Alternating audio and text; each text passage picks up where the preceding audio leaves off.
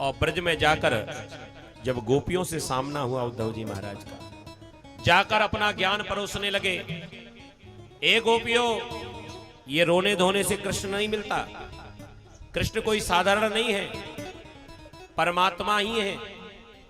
ये रोने धोने से ये कृष्ण को प्राप्त नहीं कर सकती। गोपियों ने कह दिया तो फिर कैसे प्राप्त करें? बतला दिया, योग आध्यात्म कहा पुंसा मतो निश्रय साई में। योग करो, समाधि लगाओ, ध्यान लगाओ, तब तुम्हें वो ब्रह्म मिलेगा। ये कृष्ण को प्राप्त कर भी लिया तो क्या मिलेगा तुम्हें? तुम्हें याद ही करना है तो उस पर ब्रह्म परमात्मा की याद करो। कह दिया वो ब्रह्म दिखने में कैसा है? ज्ञानी जी महाराज ने तो निर्गुण निराकार ब्रह्म की व्याख्या कर दी। कह दिया वो दिखने में कैसा भी नहीं है, उसका कोई रूप रंग नहीं है, उसके हाथ पैर नहीं है, उसकी आंखें नहीं है, उसके बाणी नहीं है। बिन पग चलई सुनई बिन काना, कर बिन कर्म करे विधि नाना। आनन रहित सकल रस भोगी, बिन बाणी बक्ता बड़ जोगी। बिना बाणी के बोलने वाला, बिना आंखों के देखने वाला, बिना पैरों के दौड़ने वाला, उसका कोई आकार नहीं है, वो निराकार है। गोपियां कहने लगी, जब उसका कोई आकार ही नहीं है तो भाड़ में जाए तुम्हारा सब ब्रह्म, हमें चाहिए ही नहीं। हमें तो उस कृष्ण से ही प्रेम है, कृष्ण के अलावा किसी और को हम याद नहीं कर सकती। उद्धव जी ने अब की बार फिर कोशिश करी, न माता न पिता तस्य। उस कृष्ण को क्यों याद करती हो? उसका संसार में कोई नहीं है। न माता न पिता तस्य, न भार्या न सुता दया, नात्मीयो न परशापी, न देहो जन्मये बचा। ना उसकी मां है, ना उसके पिता है, ना उसका कोई भाई बंधु है, ना प्रेमी है। गोपियों ने कह दिया उस कृष्ण के कोई नहीं है। कह दिया नहीं। तो ये बताओ तुम्हारा परिचय क्या है? उद्धव जी ने कह दिया हम कृष्ण के मित्र हैं। गोपियां कहने लगी, बारे ज्ञानी जी कहां से पढ़ लिख कर आए हो? अभी तो कह रहे थे कि ना माता ना पिता तस्य, ना उसकी मां है, ना पिता, ना कोई प्रेमी, ना भाई, ना बंधु। जब उसका कोई है ही नहीं तो मित्र कहां से हो गया? और जब उसका मित्र हो सकता है तो उसका प्रेमी भी हो सकता है। उद्धव जी महाराज अपनी बात में फंस गए। उद्धव जी ने कहा, फिर भी मैं कहता हूं गोपियों मेरी बात मान जाओ। अपना मन उस कृष्ण से हटाकर परब्रह्म परमात्मा के चरणों में लगाओ, देखो तुम्हारा उद्धार हो जाएगा।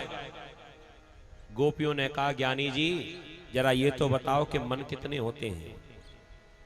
उद्धव जी ने कह दिया, मन कितने होते? मन तो एक ही होता है। तो जब आपको इतना पता है कि मन एक होता है तो आप ये भी पत समझ लो, ऊधो मन ना भई 10-20, एक हतो सो गयो श्याम संग, अब को आराधे ईश। इंद्री शिथिल भई माधव बिन, ज्यों देही बिन शीश। ऊधो मन ना भई 10-20। 10-20 मन नहीं है, वो एक ही मन है। और एक मन कृष्ण के संग चलो गयो। अब अपने ब्रह्म से हमें दूसरा मन दिला दो तो हम आपके ब्रह्म में अपना मन लगा सकते हैं। उद्धव जी कहने लगे, ये तो नहीं हो सकता। तो कह दिया, जब दो मन नहीं हो सकते तो ये भी नहीं हो सकता कि हम किसी दूसरे को याद करने लगे। क्योंकि हमारा प्रेम कैसा है? ऐसे नहीं हम चाहने वाले, जो आज तुम्हें कल और को चाहे। फेंक दे आंखें निकाल के दो, जो दूसरी ओर मिलाए निगाहें। लाख मिले तुमसे बढ़कर, तुम ही को चाहे तुम ही को सराहें। जब नो ये प्राण या तन में, तब नो हम प्रीत की रीत निभाएं। और तुम ये क्या ज्ञान की बातें लेकर आ गए महाराज। हमारे तो प्रेम के अलावा कोई और बात समझ में नहीं आती। तो प्रेम की बात तुम्हारे समझ में नहीं आएगी क्योंकि तुम ज्ञानी हो, और ज्ञान की बात हमें समझ में नहीं आएगी क्योंकि हम प्रेमी हैं। केर वेर का संग हो गया।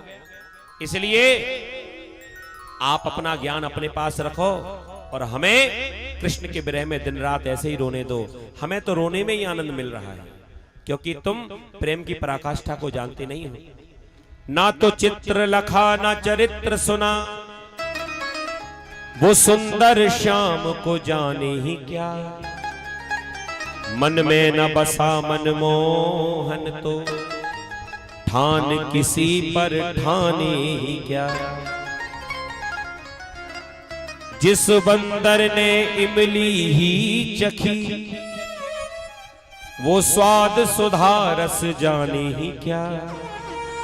जिसने कभी प्रेम किया ही नहीं, वो प्रेम की बातों को जाने ही क्या। आप तो ज्ञानी हो, ये आपके बस की बात नहीं है। महीनों भर सत्संग चलता रहा। उद्धव जी महाराज का जो ज्ञान था वो ज्ञान गुदड़ी बन गया। वृंदावन में अभी भी वो स्थान है ज्ञान गुदड़ी के नाम से, जहां पर ज्ञान बजाई डुबडुबी और प्रेम बजायो ढोल, और ऊदो सूदो है गयो सुन गोपिन के बोल। बोलिए कृष्ण कन्हैया लाल की, राधा रानी की।